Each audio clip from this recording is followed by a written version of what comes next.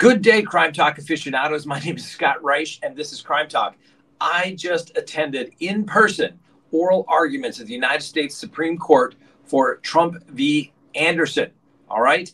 We also want to talk about Richard Allen and our dumb criminal of the day. Let's talk about it. All right, lawyer. Good day, everyone. My name is Scott Reich, and this is Crime Talk. Thanks for joining us. You know the drill. Subscribe if you haven't, like if you do, leave me a comment below, and remember to hit that little bell for notifications of when we go live or put up new content. All right, so let me tell you how this all started. We just got out of attending the oral arguments for Trump v. Anderson. That is the case from Colorado as to whether Donald Trump should be on the ballot. Well, you may say, hey, Scott, what the heck are you doing here? You're a criminal defense guy. That's right. Well, what is criminal law? It's constitutional law. So we were originally local counsel for a client, a professor, Professor Tillman, who basically spent his life researching what is the definition of an office of the United States or an officer of the United States, offices in the United States as it relates to the Constitution. Basically, his work had never gotten a whole lot of play because it had never been an issue. Well, when this issue arrived with Donald Trump and whether he committed an insurrection, I got a call from one of the attorneys handling another party in the matter and said, hey, would you be able to assist with this case? So we did. We filed an amicus brief, a friend of the court brief in Colorado. The Colorado Supreme Court ruled. Then the United States Supreme Court granted a writ of certiorari. And guess what? The same issues were at play. And if you listened to the oral arguments today, what is an officer? Who is an officer? What is an office of the United States? All came up. Well, that same issue came up, and therefore an amicus brief was filed. Now, Professor Tillman didn't really need us, but he was gracious enough to allow us to stay on the case. And as you can see here, here's a picture of the brief. We filed that in the United States Supreme Court, myself and an associate in my office, Miss Hayes. So we filed that, and we wanted to get in to hear the arguments. Well, there is limited seating in the United States Supreme Court. I think there's maybe 300 seats, and about 100 of those are already taken. So let me tell you how we got in. First, we had to get admitted to the United States Supreme Court bar. That is a little difficult because you have to have a case before the Supreme Court. Well, we did.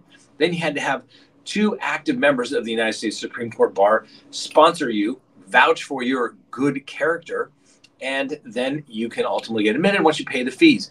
We got that all done in record time. Now, literally, up until about 2 days ago, I didn't think we were going to actually be here. But we made it out to Washington, D.C., have a lovely room here at the Waldorf Astoria Hotel, and we got up bright and early.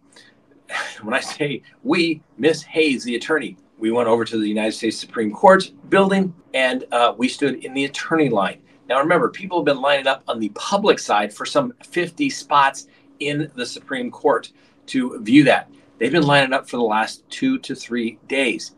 We showed up at the attorney side line about 5 a.m. this morning. They finally started to let us in about 8. Now, it's not unlimited. There's limited space for members of the Supreme Court bar, which fortunately I just happened to be a member of. And so we were able to get in. And it was cold out there. It was cold out there for 3 hours standing outside waiting to get in. But I must tell you, it was worth it. It was cold. There were probably 20 people ahead of us. Not all of the attorneys got in. It was the hottest ticket in town today. And so once you go in, they screen you. No food, nothing. You can't take anything inside. Then they tell you to take off your overcoat, take off your watch if it's an electronic watch, if you have a Fitbit, if you your phone can't go in, nothing goes in. You put everything in a locker, then you go up the stairs again, and then you get screened again to make sure there's no recording devices, no phones, nothing that can take a picture of any kind. And then they give you a little card, and it says member of the bar, and it has a date on it. and that is your golden ticket to get into the courtroom. So what happens? We're number 25 or so in the line, and it's very professional. People come and they go, but nobody butts in line. Once you go upstairs, they let you in, and you're thinking, okay, where do I go? This is going to be great. And then all of a sudden, they put us in the courtroom. You go past the bar so that everybody can get a seat. And guess what? We are literally right behind the counsel table for Norma Anderson, the respondent in this particular case. And when I mean we're close, we are probably within 3 feet of the respondent's counsel's table. There's only one row ahead of us, which is the Solicitor General. And then, so we are basically in the second row. So as I'm sitting there, I'm literally staring right at the Chief Justice Roberts. As I go right, it was Justice Alito. Then we had Justice Kagan. And then we had Justice Kavanaugh. And then we had Justice Jackson right there. On the other side, Justice Barrett, Gorsuch, Sotomayor, Justice Thomas were all there. Could see them. It was, I mean, whether you like them or not, it was kind of awe-inspiring.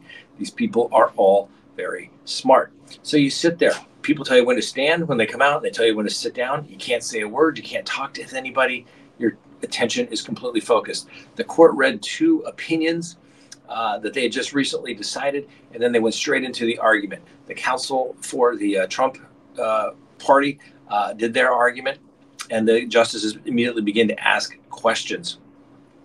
And then if the justices had questions, they asked them, but before they sat down, before the petitioners sat down, they went through in order of seniority to see if there were any further questions. Then the respondents, Ms. Anderson's counsel, got up there and argued, and the same process took place. Now, you can listen.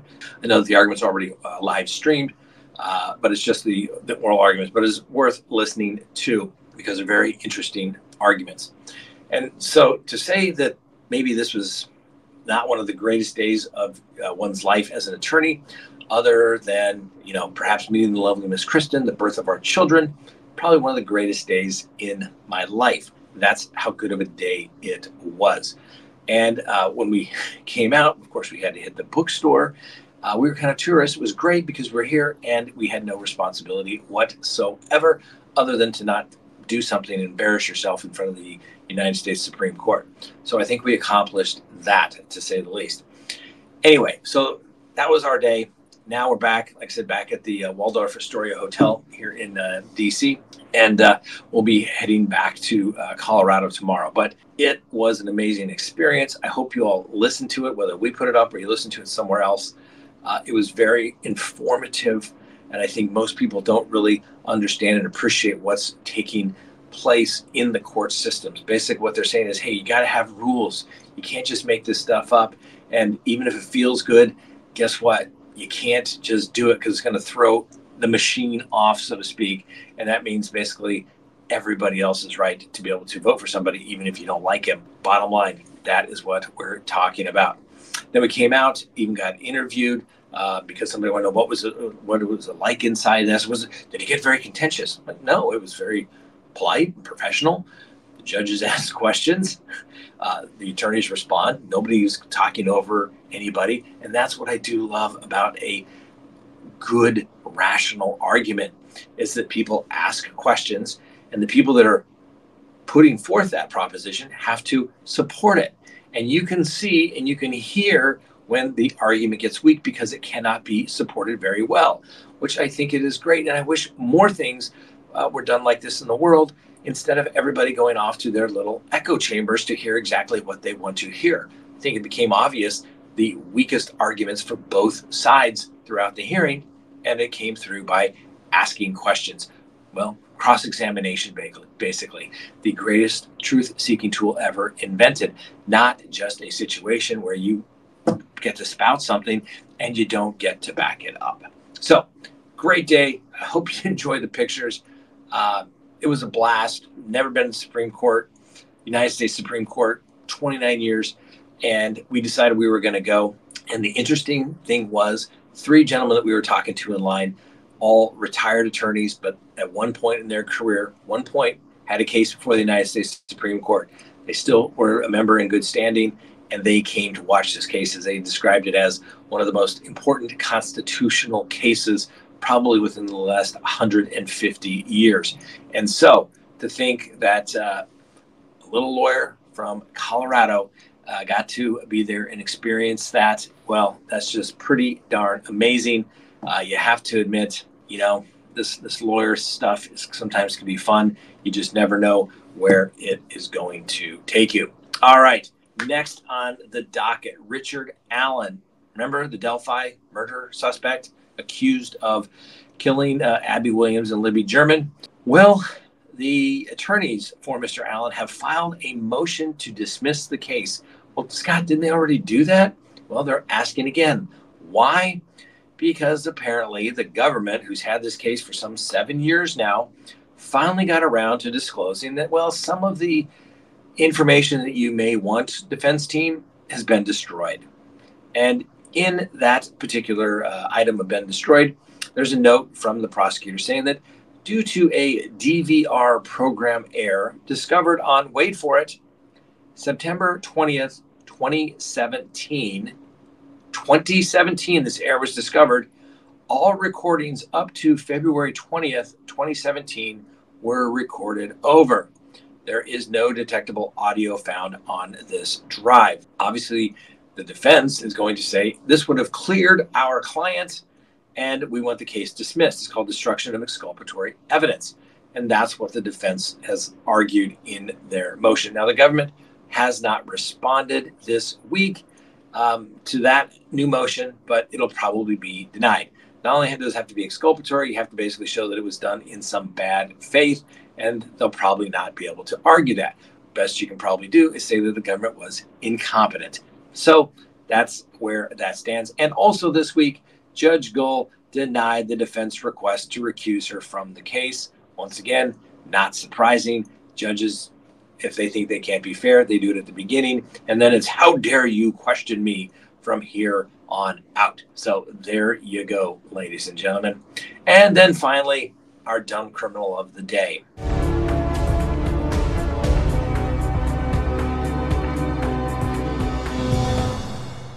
So how did this happen that this individual, Sayad Amir Razavi, is our dumb criminal of the day? Well, it's alleged that he distributed cards outside a casino in Calgary, all right, because he was trying to drum up customers for his business.